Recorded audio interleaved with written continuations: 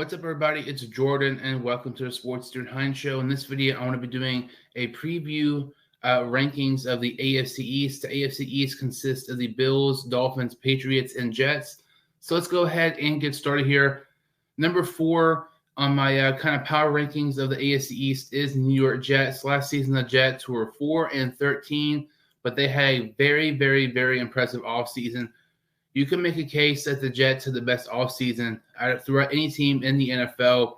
They signed C.J. Uzomah. They signed Tyler Conklin. Heading into the offseason, tight end was a need for them, and they doubled down on getting 2 reliable tight ends. They also signed DJ Reed. They signed Laken Tomlinson from San Francisco to help this offensive line that has just been absolutely god-awful for a very, very long time. It's been part of the reason why their quarterback play has been bad for the past several years. They had a tremendous draft. They drafted Sauce Gardner, the corner from Cincinnati, Garrett Wilson, the wide receiver from Ohio State, Jermaine Johnson, the edge rusher from Florida State at 26, despite some people thinking that he could have been the Jets pick at pick number 10. And they also selected Breece Hall, the running back, in the second round. So when you look at this Jets team, I really think this Jets team is capable of possibly being a playoff contender this season.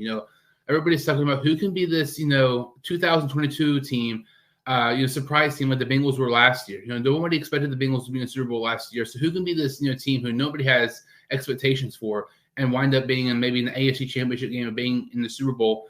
I'm not going to say the Jets are that team, but I think they're definitely capable of possibly being in the playoffs, maybe surprising people, maybe getting a playoff win. Zach Wilson towards the end of the season really picked it up. This Jets team, I think, has a lot of potential. And, their roster is really, really young. And that's why I have them number 4. They're more proven. There's a chance maybe to have them number 3. But it's just too hard for me to put the Jets anything better than, 4th right now. Number 3 is the New England Patriots. Last year, New England was 10-7. They lost to the Buffalo Bills 47-17 in the playoffs last season.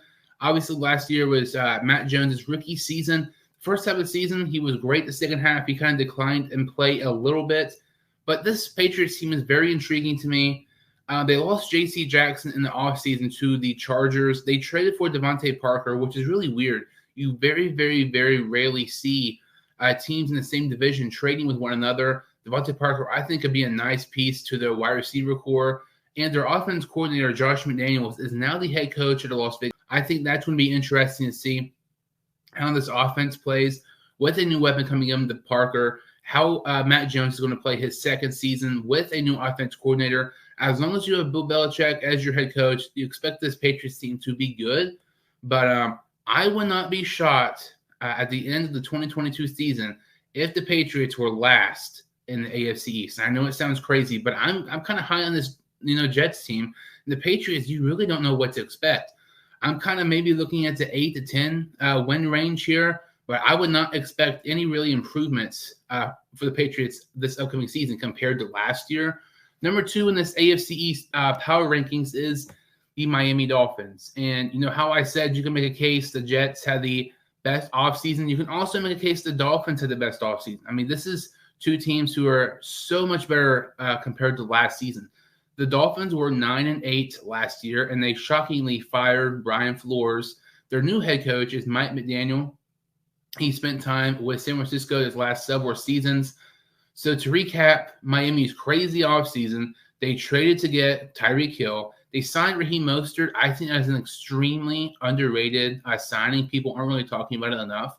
Mike McDaniel was the run game coordinator with San Francisco, while Raheem Mostert kind of went off that 1 year with San Francisco. I think that's something to look at there. Wouldn't be surprised if he's healthy, if he has a really, really good year. They also signed Sonny Michel, Cedric Wilson Jr., the former Cowboys wide receiver. To me, I said this all throughout the offseason as we head into the offseason. Cedric Wilson Jr. to me was one of the most underrated players in free agency, and the Dolphins picked him up. And I mean, that's not even a top 5 pickup for them in the offseason, which is just crazy. The Dolphins, offensive line, it's been really, really bad too, just like the Jets. But the Dolphins were able to sign Connor Williams, a guy who also played for Dallas, like Cedric Wilson Jr., and they signed Teron Armstead. And they tagged Mike Gesicki, who's one of the better tight ends in the NFL.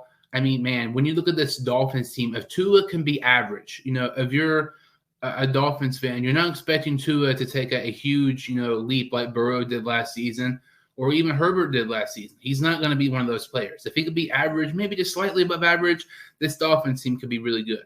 Now, if Tua can be good, I mean, you got to watch out for this Dolphins team. Because if they're average, they're a playoff team. If they're good, I think they're a dark horse to the Super Bowl. And I know I might sound crazy, but this roster is so talented. I'm excited for this Dolphins team. They're definitely one of the more intriguing teams as we head into the 2022 season. And number one in the AFC East power rankings, you can't have anybody else but the Bills here. The Bills were 11-6 last season.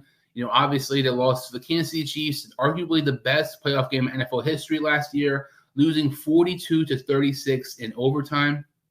And the Bills did not really make huge splashy moves like the Dolphins or the Jets, but they did sign O.J. Howard. They did draft Kaiir Elam, the corner from Florida. I like that pickup a lot for them. And then, their huge signing, their marquee, move was signing Von Miller. I don't get this move at all here. They signed Von Miller for a contract worth over $100 million. Von Miller is nowhere close to what he used to be. I mean, Von Miller was drafted in 2011. I mean, we're talking about the same draft class that had Jay Watt, A.J. Green, Andy Dalton, some of those guys. And you see them and their decline in play the past couple of years.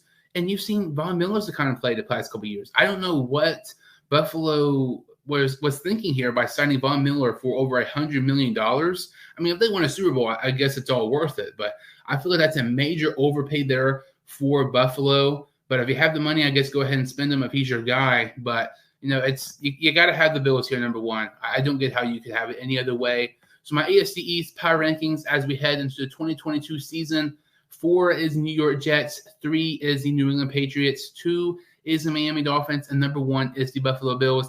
Let me know what you think in the comments about this video and rank yours, who you have from 4 to 1.